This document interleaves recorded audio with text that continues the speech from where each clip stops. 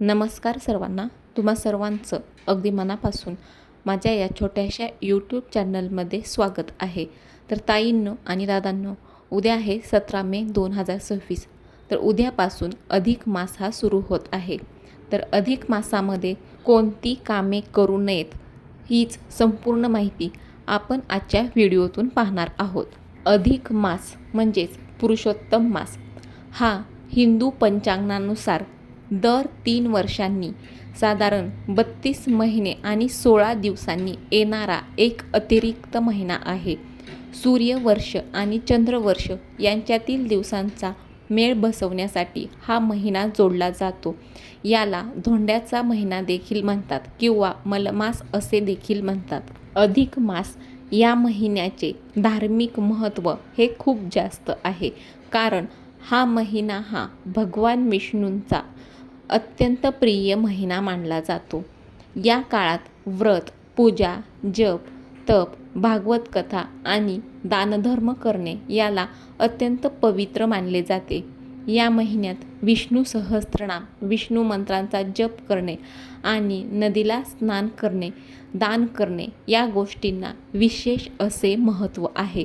तर या महिन्यामध्ये काय करावे आणि कोणत्या गोष्टी, कोणत्या चुका ह्या करायच्या नाहीत, कोणत्या गोष्टी ह्या तुम्हाला करणं टाळायचं आहे, त्या गोष्टी करणं हे तुम्हाला टाळायचं आहे की जेणेकरून त्याचे नकारात्मक परिणाम हे आपल्या आयुष्यावर होणार नाहीत. तर अधिक महिन्यात कोणत्या चुका करू नयेत. सर्वप्रथम मांगलिक आणि नवीन कार्य सुरू करणे. या महिन्यात सूर्य हा संक्रांत, सूर्याचे एका राशीतून दुसऱ्या राशीत जाणे होत नाही, त्यामुळे हा महिना हा मलिन मानला जातो. या काळात कोणती शुभकार्य ही वर्ज्य आहेत. तर सर्वप्रथम लग्न किंवा साखरपुडा करणे किंवा ठरवणे ही कार्य वर्ज्य आहेत.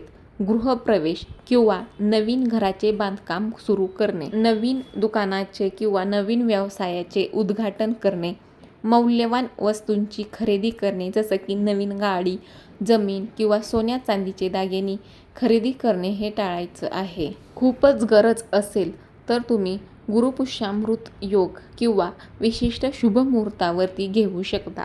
अधिक महिना हा भगवान विष्णूंच्या उपासनेचा काळ आहे, त्यामुळे शरीराने आणि मनाने सात्विक राहणे गरजेचे आहे. या महिन्यात मांसाहार आणि मद्यपान हे पूर्णपणे टाळावे. शक्यतो कांदा, लसूण आणि अति तिखट मसालेदार अन्न खाणे हे टाळावे. घरामध्ये वादविवाद आणि अपशब्दांचा वापर, घरात किंवा कामाच्या ठिकाणी कोणाशी भांडण, वादविवाद किंवा कलह करू नये. या महिन्यात केलेल्या वादांमुळे घरातील नकारात्मकता वाढते. कोणाचाही अपमान हा करू नये, खोटे बोलू नये आणि पाठीमागे निंदा किंवा काहीही करू नये. पाठीमागे निंदा, नालस्ती, चुगल्या करणे हे टाळायचे आहे. घरी आलेल्या व्यक्तीचा अपमान करणे देखील टाळायचे आहे. अधिक महिन्यात दानधर्माला प्रचंड महत्त्व आहे, त्यामुळे तुमच्या दारी आलेल्या भिकाऱ्याला, गरजूला किंवा साधूला रिकाम्या हाताने परत पाठवू नका. त्यांना अन्न, पाणी किंवा यथाशक्ती काहीतरी तुमच्याकडून जे काही दान होईल तर ते तुम्ही दान करायचं आहे. कोणाचाही उपहास हा करू नये. मनाने कोणाबद्दलही वाईट विचार आणू नयेत. काम, क्रोध, लोभ, मोह यापासून दूर राहावे. सकाळी उशिरापर्यंत झोपून राहणे टाळावे. सूर्योदयापूर्वी उठून स्नान करावे आणि देवाचे स्मरण हे करावे. अधिक महिन्यात कोणतीही नवीन भौतिक कामे जसं की घर बांधणे, लग्न जरी वर्ज्य असली तरी नियमित चालणारी कामे, मुलांचे बारसे, आजारपणावरील उपचार आणि नित्य पूजा अर्चा थांबवण्याची गरजही नाही. या महिन्यामध्ये तुम्ही जितके जास्त शक्य असेल तितके ओम नमो भगवते वासुदेवाय किंवा विष्णू सहस्त्रनामाचा जप हा करायचा आहे, ज्यामुळे तुम्हाला पुण्य हे लाभेल. ताईंनो आणि दादांनो, अधिक महिन्यात जसे की काही गोष्टी करणे हे तुम्हाला टाळायचे असते, तसेच काही नियम आणि धार्मिक गोष्टींचे पालन करणे हे अत्यंत फलदायी मानले जाते. या महिन्यात तुम्ही भगवान विष्णूंची कृपा मिळवण्यासाठी काही नियमांचे आवर्जून पालन करायचे आहे. तर सर्वात प्रथम तुम्ही नित्यपूजा आणि मंत्रजप. भगवान विष्णूंची उपासना तुम्ही रोज सकाळी स्नान करून भगवान विष्णू किंवा श्रीकृष्ण आणि माता लक्ष्मीची पूजाही करावी. महामंत्रांचा जप हा नक्की करावा. या महिन्यामध्ये ओम नमो भगवते वासुदेवाय किंवा हरे कृष्ण कृष्ण कृष्ण हरे हरे, हरे राम राम राम हरे हरे या मंत्रांचा जप हा किमान 1 माळ तरी जप करावा. ग्रंथपठन. विष्णू सहस्त्रनाम, भगवद्गीता किंवा पुरुषोत्तम महात्म्य या ग्रंथांचे वाचन करणे हे अत्यंत शुभ मानले जाते. दीपदान, जसं की दिवे लावणे. अधिक महिन्यामध्ये दीपदानाला सर्वात जास्त महत्त्व आहे. दररोज सायंकाळी घराच्या देव्हाऱ्यात, तुळशीजवळ आणि मुख्य प्रवेशद्वारावरती तुम्ही गाईच्या तुपाचा किंवा तिळाच्या तेलाचा दिवा हा लावायचा आहे. जर तुम्हाला शक्य असेल तर तुम्ही मंदिरात किंवा नदीकाठीही दीपदान हे करायचे आहे. त्यानंतर दानधर्म आणि वाण देणे. 33 वस्तूंचे दान. या महिन्यात 33 या वस्तूला, 33 या संख्येला विशेष आणि खूप जास्त महत्त्व आहे. त्यामुळे तुम्ही 33 अनारसे, 33 पुऱ्या किंवा 33 तांब्यांची भांडी वस्तू एखाद्या गरजूला किंवा ब्राह्मणांना वाण म्हणून दिल्या पाहिजेत.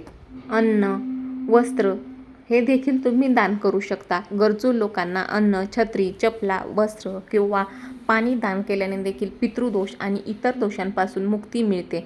सात्विक आहार आणि उपवास. एकभुक्त राहणे, एक वेळ जेवणे. अनेक लोक या संपूर्ण महिन्यात एकाच वेळचं सात्विक जेवण हे जेवत असतात.